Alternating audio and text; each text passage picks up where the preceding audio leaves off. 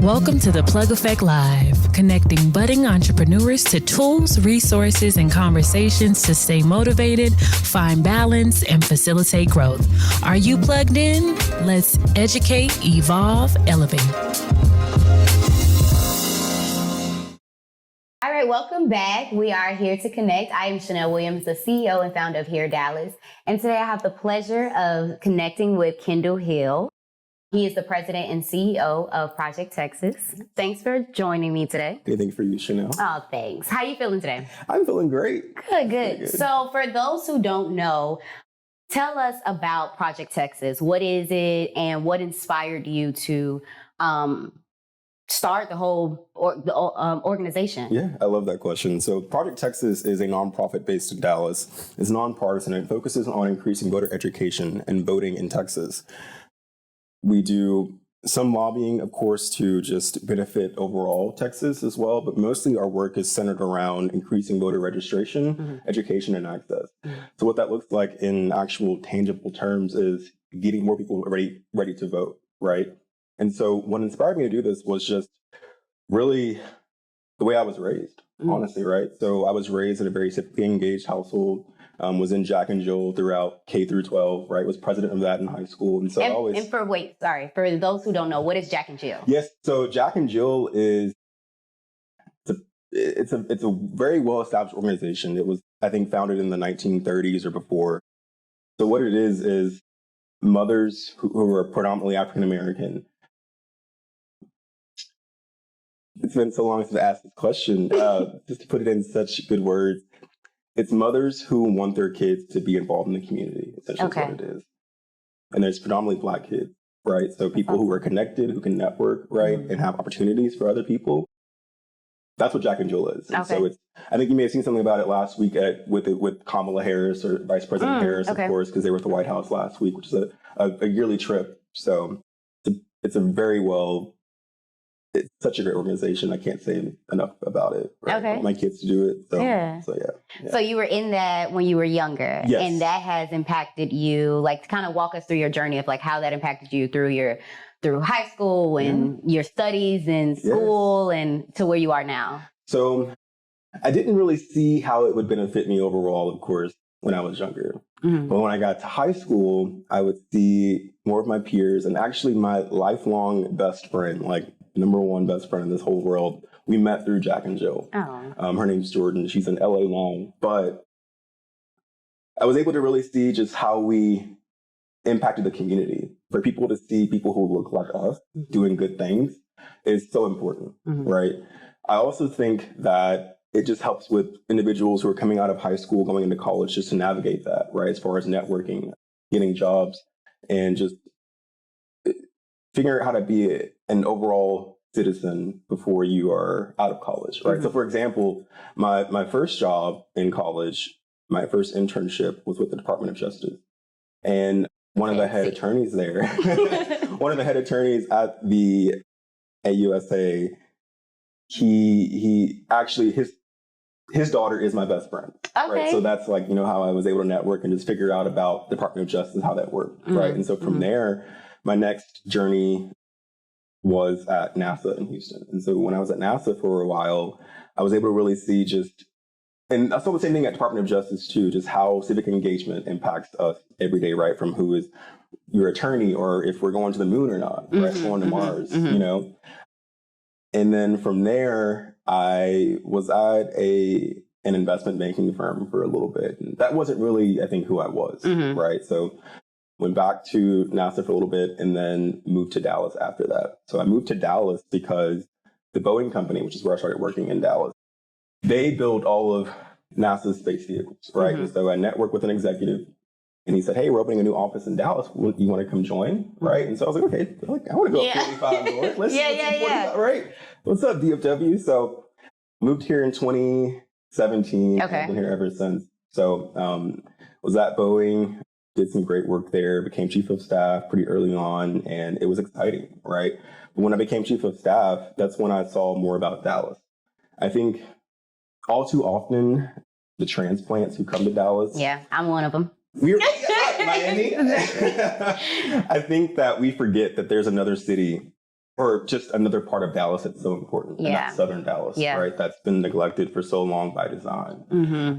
So when I was chief of staff at Boeing, I would learn more about the city because we were involved at South Oak Cliff and so on and so forth, right? So I was like, wow, like this is an entire area which is forgotten, neglected. Yep. Again, by design. Mm-hmm. So fast forward, COVID hits, and all these issues that we're seeing in Southern Dallas and just around Dallas or just around the nation are exacerbated, right? And so for me, it was, what can I be doing next that actually makes a difference, right? And I think for me, it was not working at Boeing or at Microsoft or whatever. It was actually working in the community. And so that led me to create Project Texas. Mm-hmm. It's just seeing what the actual needs were and why we are the way we are, or why certain situations have unfolded the way they are is because of civic engagement, right? And that's proven just by looking at the city of Dallas, right? So if you look at a zip code in Lakewood, which is East Dallas area, which is more of an affluent area, life expectancy is 15 years longer than it is in someone who grew up in South Dallas, which is Fair Park, right? It's because if you're in Lakewood, you're more civically engaged, you're talking to your councilman, your rep, your senator, all this stuff. And so you have this access, as you said, right, to healthcare or to healthy food options or to just an overall better quality of life, education, the root that makes us thrive in this society. And so I've been doing that for founded in 2021 and have been president and CEO since 2021. Wow, crazy. We're in 2024. Time flies, right?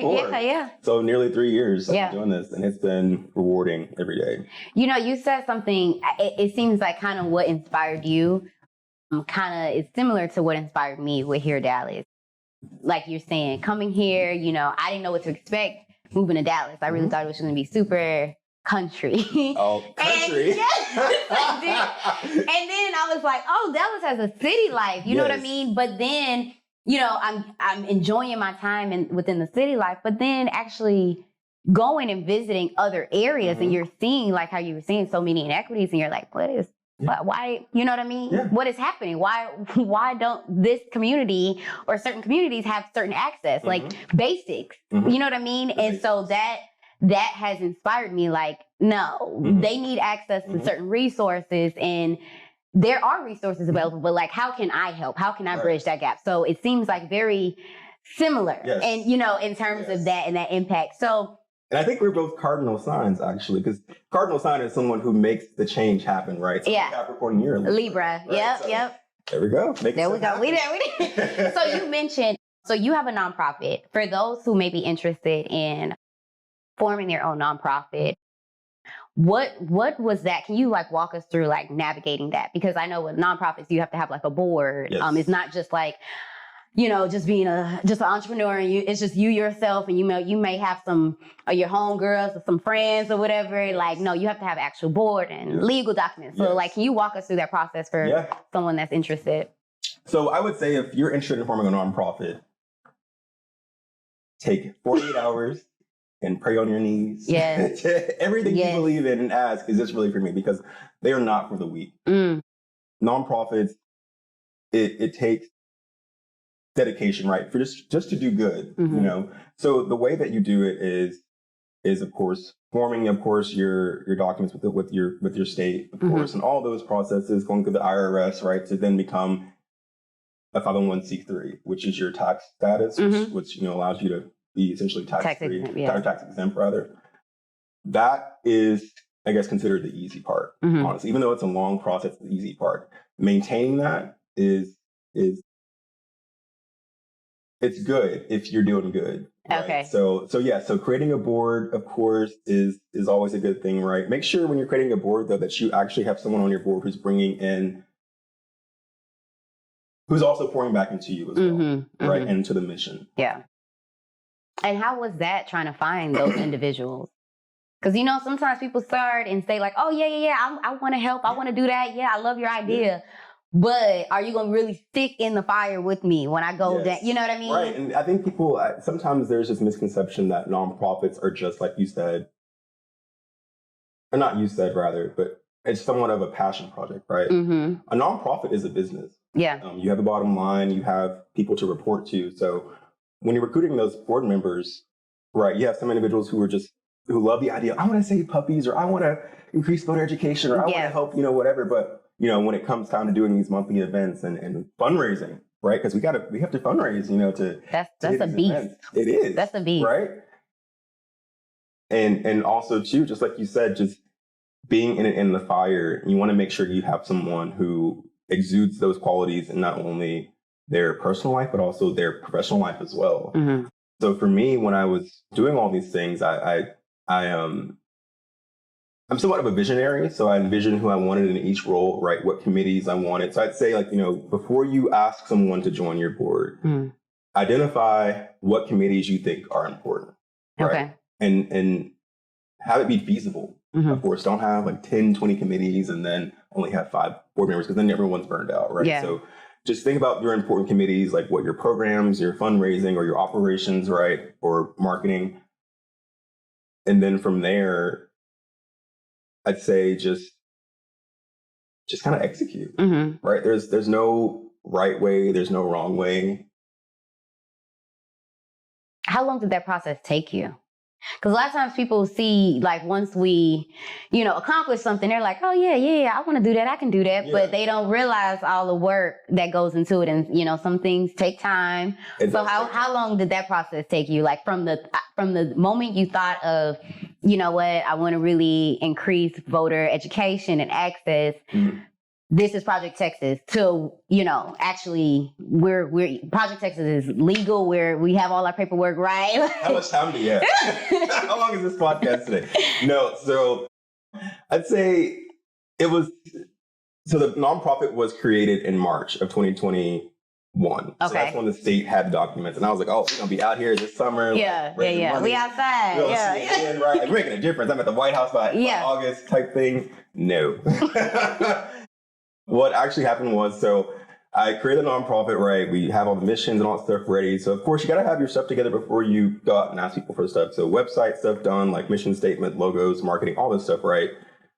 And then recruiting a board. So I remember when I got my first few board members who I thought were just impressive, right? They had held these roles at these Fortune 100 companies, right? Like all these great stuff. So those were victories, right? That I felt like we were having as a nonprofit.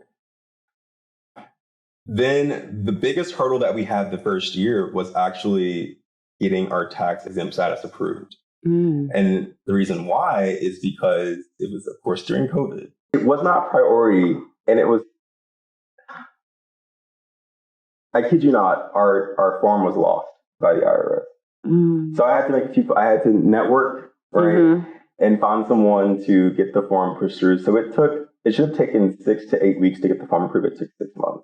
So that held us up because we couldn't raise money. Yeah. Right? But what I can say is, if you're ever in that situation to where you're waiting for your taxes and status to be approved, talk to a foundation or a organization that can be a fiscal sponsor. Okay. Because then what they can do is they can be a shelter for your 501c3 and accept money for you and disperse money for you, right? So that way you don't have to wait for that to happen while the IRS is approving it. Okay. So yeah, that was that. But I'd say it really took about a year for it all to take off, and then when it took off, Yeah. Right. Like there was the NBA partnership. It was all these press interviews. Yeah. It was like we're at the Capitol doing all these things in the community.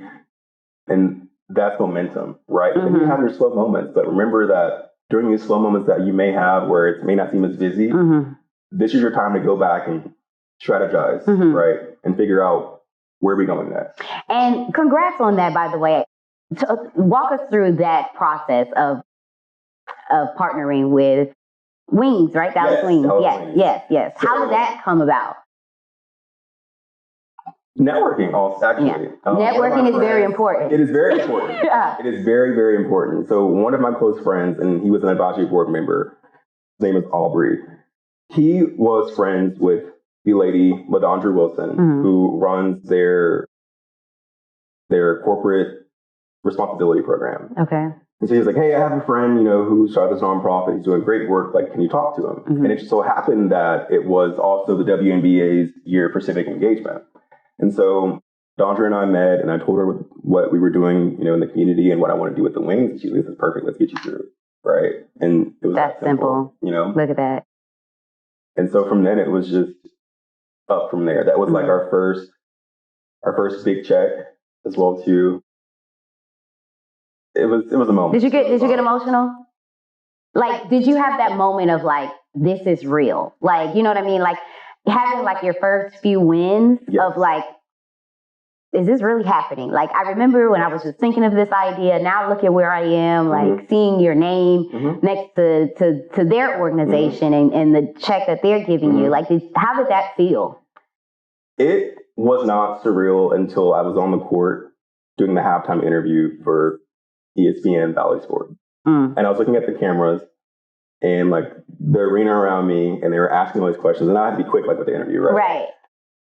After that interview ended, it was like a deep breath, but then it was like, that just happened. Yeah. Like, where am I? Pinch me. Yeah. Right. And then from there, it was great, but it wasn't all, you know,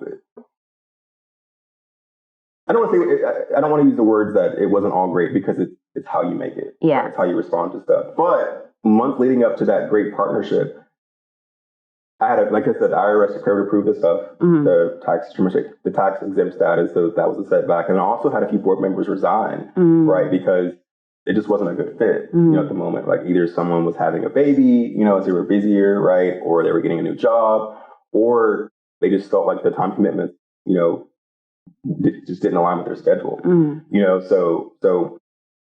But again, it's just, again, how you respond to stuff, right? Like things happen in our lives to really make or break you. Have you felt like your organization, how has that developed you personally? It has humbled me. Okay. Continuously. In what way? Can you give us an example? Oh, so March of this year, 2023, I am actually speaking at an event. And my phone starts going off. Both phones, it's literally, I'm sitting here, they're in my pocket, and like, it's just like all of them. As you're speaking? Yeah, as I'm speaking. And I'm like, what's going on? I was at my watch and I silenced my phone real quick, right? So I finished speaking, and then I know where you're going with this. Girl, you didn't probably right. I know where you're going with this. This was literally like, all American eyes are on me at this moment.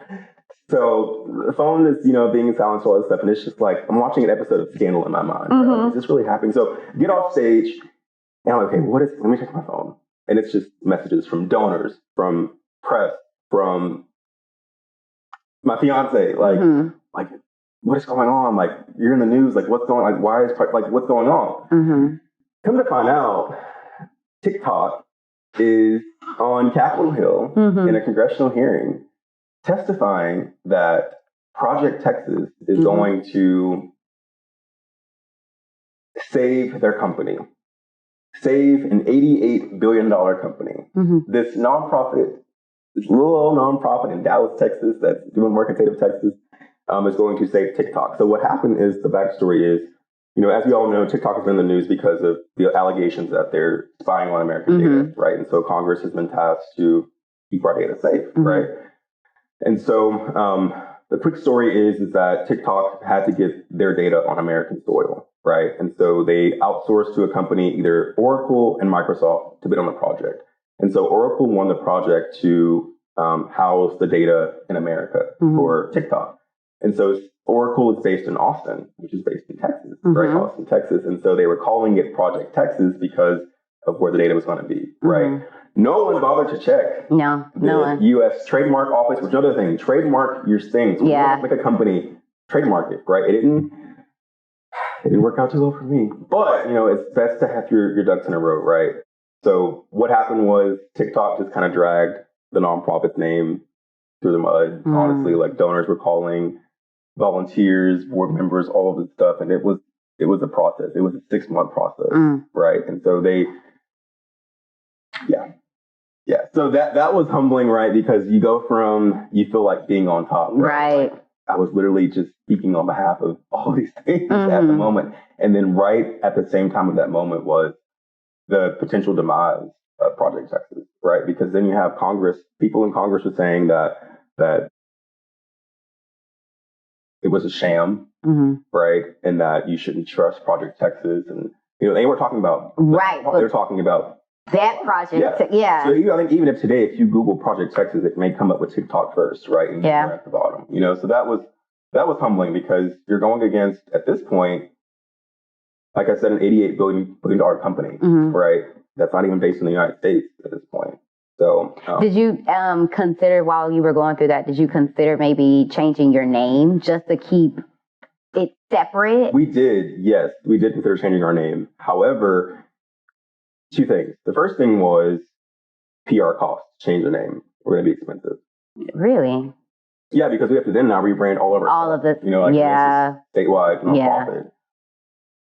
And then two, we viewed it as David versus Goliath, right? We did everything right. We filed the right documents. We went a step further, excuse me, my allergies. And like I said, got a trademark as well too. And here comes this big company now saying, we don't care about all that stuff. We want it. We're going to take it, right? And we got in this business.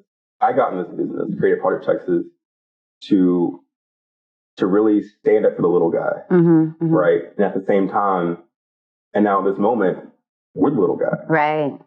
You know, and just based off of principle and based off of our mission, we pursued. You know, we came out on top. Right? That's resilient. So it's resilient. Yeah. And that's what life is, right? Yeah. And that's what I've been taught since doing this, right? Is resilience. Because even if it's not TikTok, we're fighting against individuals who don't want people to vote. Exactly. Or don't want individuals to have a good quality of life, right? Yeah. So resilience, and therefore the Renaissance was born.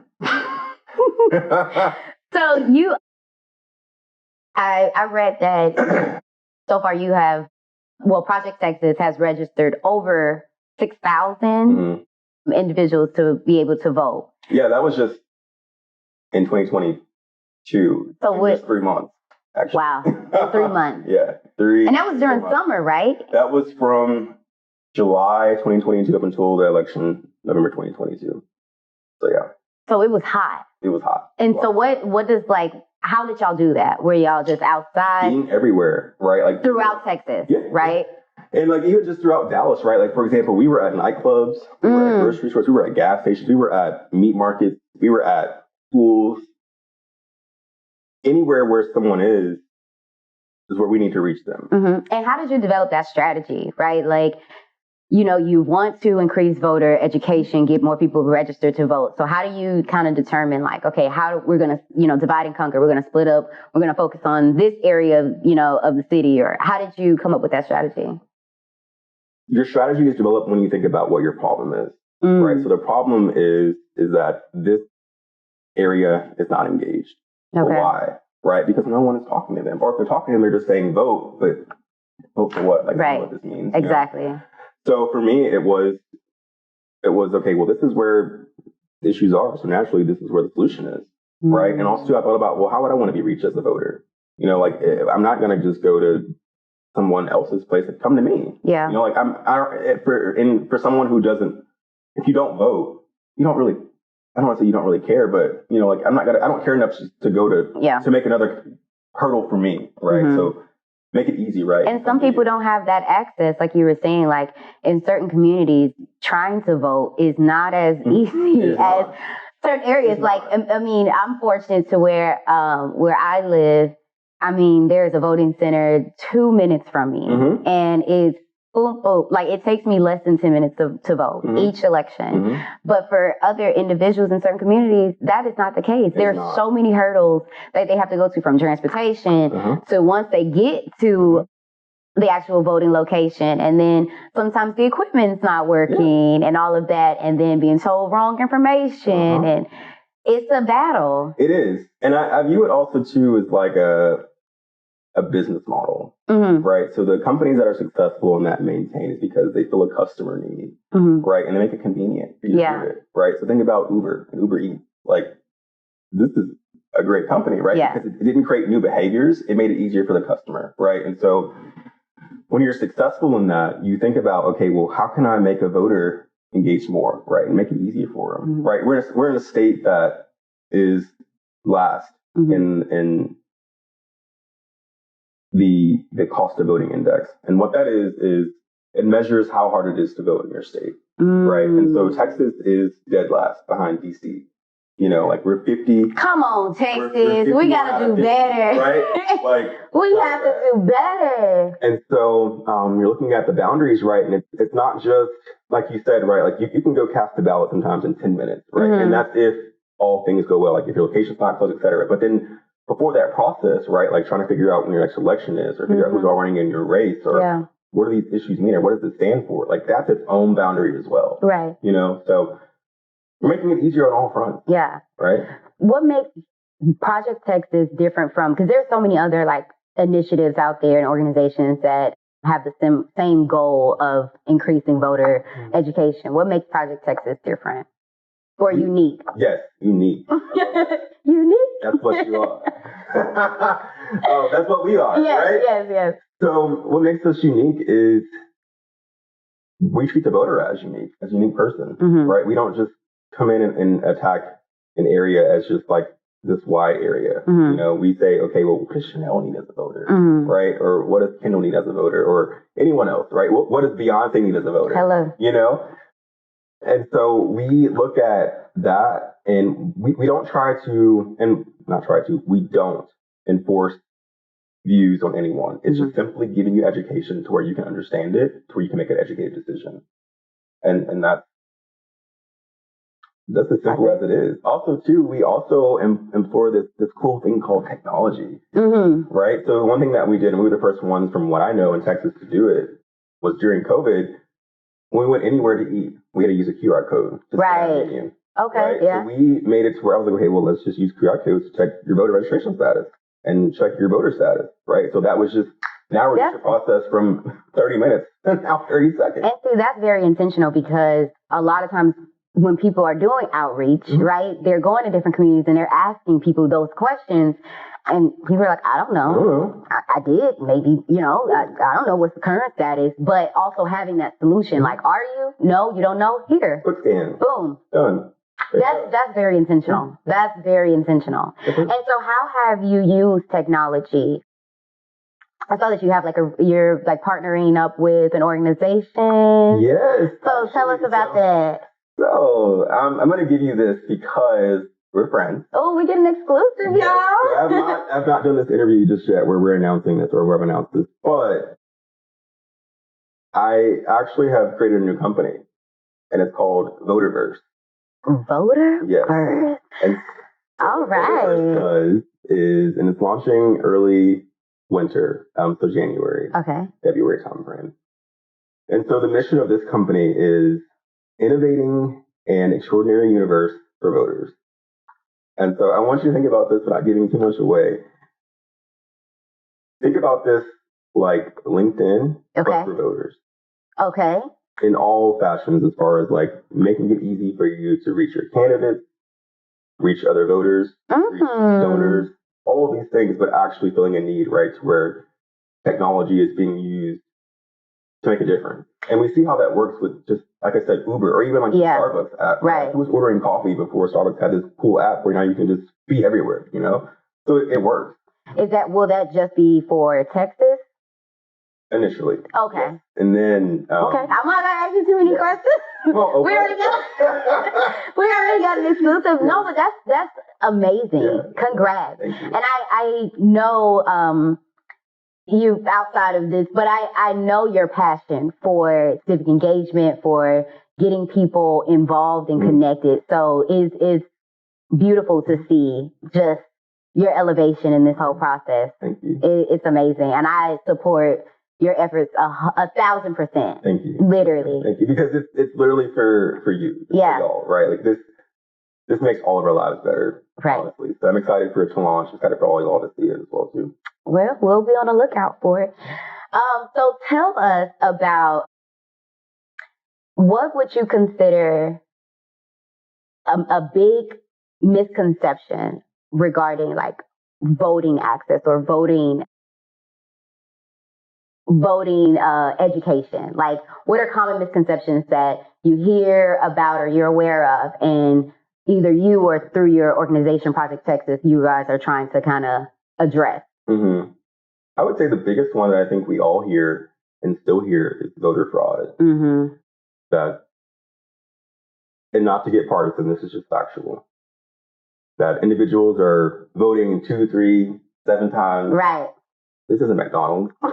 Right. You literally are verified through the database, through your Secretary of State's office. Mm-hmm. So I think it's factual because the state of Texas did a study, I think it was a $26 million study after the 2020 election to see if there was voter fraud. $26 million was the number, give or take. I think the state found one, and it was just someone, I think, who moved here and just didn't vote correctly. So, and the country has done studies, so I think that's the number one myth, right, of just voting in general. I think when it comes to also voter access and voter education, people see the top first, right? So you see your president, and then from there you see vice president, and then everything else trickles down. And individuals think that, okay, well, I'm going to vote for my president, which is in this instance Joe Biden, President Joe Biden, and he'll fix everything. Yeah. I want to give you an example. All right, so I think we're going to... This is going to be a funny example. So I'm going to use an example of a wig. Okay. Stay with me. Okay. So wigs have been, widely discussed now. Like it's on TikTok, everyone, we all know what a wig is, right? So imagine that Joe Biden is the wig. Okay. However, your wig has to stay on. Right. So we're going to say that Congress is this glue, your wig glue. Okay. If your glue is not doing a good job, the wig's fault, is it the glue's fault? It's the glue. There we go. So that was good. So how do you? That was good. So you have to be aware of what not only your president is doing, but also your reps, your senators, your city council, all of it. Right? Like it's important. Yeah. So I'd say just be educated on who your reps are, your senators are, your city council, and then from there make your decisions accordingly. Okay. Well, as we wrap up, what advice would you give individuals out there that want to be civically engaged? Maybe even start their own community. No. Or maybe start their own efforts in their community. What advice would you give them on how they can kind of go about that? Yeah, I would say too, see what organizations are out there. Right. So before I launched this, I saw who was doing this work, right? And it's predominantly in Texas, 3 other nonprofits who are doing this work. See if it's better to partner with them, right? Or if you feel like there's a need that's not being filled, that's great. Create that need, right? And so the way you do that is just by seeing what the problem is and then asking the community what it is that they want, right? And what will improve the lives of them efficiently. Okay, cool. Well, it has been a pleasure getting connected with you. Tell people how they can connect with Project Texas and yourself. Yes, so our website is www.thisisprojecttexas.org. On Instagram, This Is Project Texas, and Facebook, Project Texas. Or you can just type it in and it'll come up.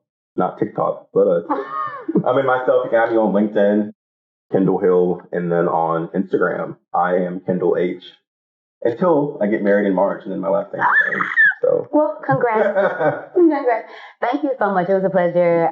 Again, love what you're doing. We need it. Yes. So keep going. We all rooting for you. We have to know about what's happening. Yeah, thank you.